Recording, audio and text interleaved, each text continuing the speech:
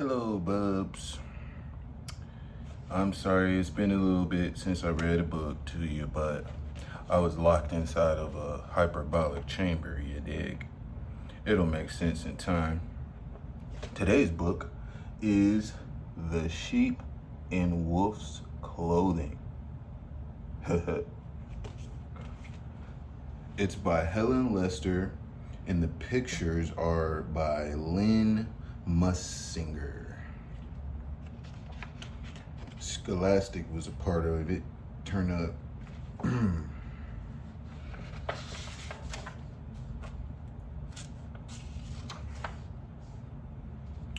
Okay. Utopia was not comfortable in her own wool. She always needed to hide in an outfit and spend a fortune on her clothes, but no one paid attention.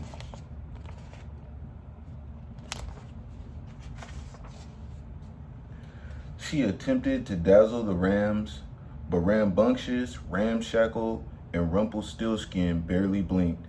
She even tried to shock the other Ews. I don't know how to pronounce that. I'm gonna say you. But eucalyptus, utensil, and hey you hardly noticed. Yeah, that's how you say that. It's EWE.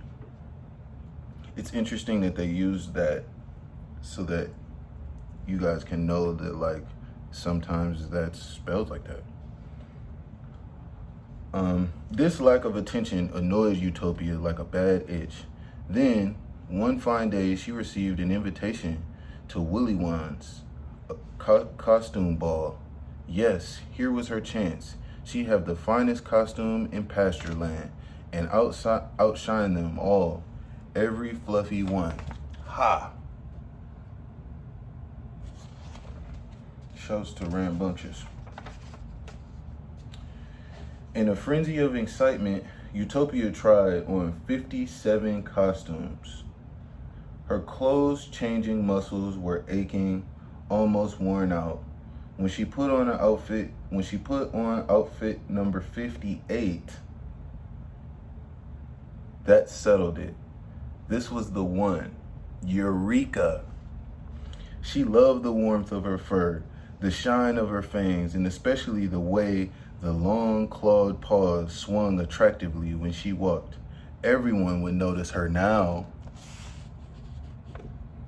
Now she's a wolf. Scary. The bunny rabbit wasn't going. Pumpkin wasn't going. Ghost skin wasn't going. On the eve of the Willy Wan's costume ball, Utopia arrived with her heart aflutter. She waited for someone to invite her to dance, and waited and waited. And while she waited, the ewes and rams did sheep trots and waltzes and gathered in small groups to whisper and point. Shh, bad taste, remarked Eucalyptus and Utensil. Psh, faulty judgment, added Hey You. Psh, one wonders what sort of family she comes from, wondered Rambunctious and Ramshackle.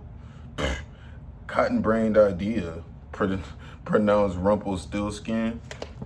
They're not feeling it. They're like, what? What's up with this? What's up with this girl? What's up with this sheep? Then, all of a sudden, as the sheep waltzed and whispered and Utopia waited, a stranger entered the ballroom. A handsome stranger, a charming sheepish grin, in wool so lovely it looked fake. The sheep were so taken with the beauty of this creature, none stopped to wonder why a sheep would go to a costume ball dressed as a sheep. The flock gawked. That's not a sheep.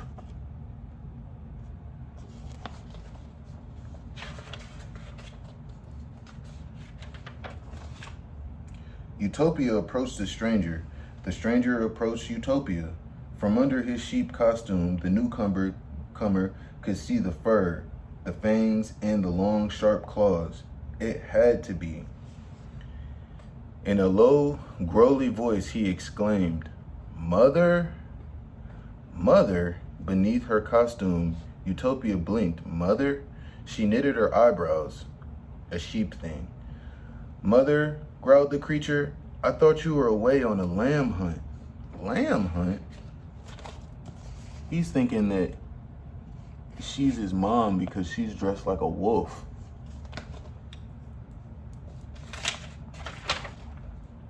Utopia found this puzzling, but she did need a partner, so their dance began. Ah, mother, mother, the stranger growled in one ear. I've missed your home cooking, he growled in the other ear, especially the ewe stew with ram ramen. Then he growled in both ears. Let us grab a couple of fat woolly ones, leave this silly ball, go home and dine on sheep.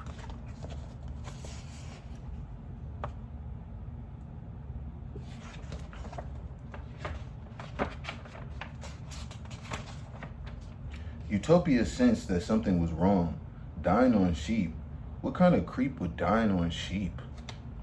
For the first time, Utopia noticed her ex-partner's long, sharp claws and extremely hairy feet, and then it hit her. She had not been dancing with a sheep dressed as a sheep at all. Oh no, she's been dancing with a real wolf, big, bad, and mistaking her for his mother. The varmint posed a danger not only to her, but all those in the ballroom. Homie came to eat.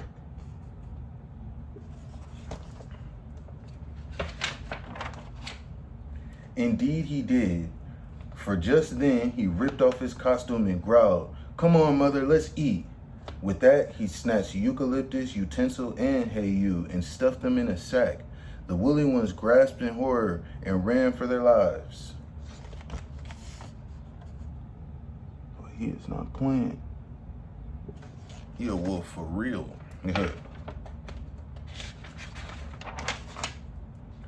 What to do? No time for willy brain thoughts. Utopia paced in circles.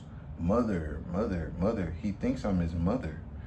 Then she stood up straight as she could in her foolish costume, lowered her voice to a growl and announced, Sonny dearest, I have a surprise for you. Surprise? Growled the wolf. He loved surprises and would have squealed with delight, but wolves aren't good at squealing. Utopia needed to stall for some time, as she hadn't had the foggiest idea what the surprise might be, so she tried to think of motherly things to say.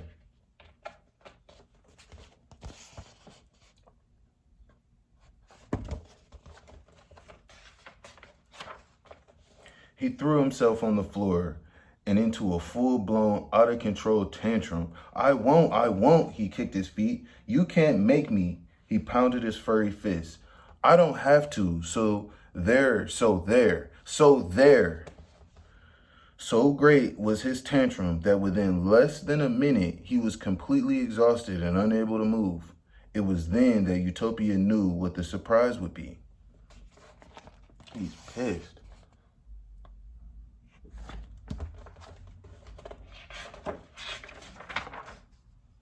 She flipped off her furry costume, bent over the helpless wolf and announced, surprise, I'm a you. The wolf opened one eye. You're not a me, I'm a me. You're a you. That's what I said, Utopia smiled. I'm a you. What's a who? The wolf was flustered, and Utopia repeated, I'm a you. This was too much for the wolf's small brain to process, muttering, I'm not a you, you're a you, I'm a me. I came in as a me, and I'll leave as a me. He dragged his weary self to the door, forgetting all about dinner. He paused and gave one last howl. And I'll never, ever, ever pick up my room. He's showing her.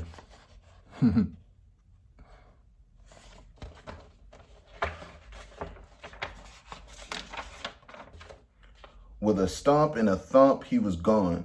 Eucalyptus, utensil, and hey you scrambled out of the sack and hugged Utopia. Everyone in the ballroom sang, what kind of creep would dine on a sheep? For the rest of the evening, Utopia had a ball as her actual self. They accepted her for her actual self.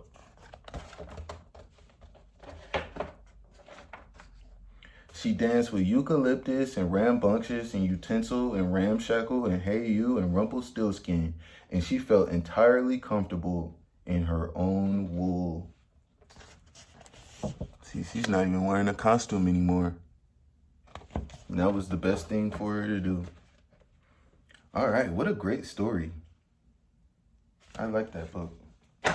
Okay, ladies, be good, not bad, and always remember, I love you.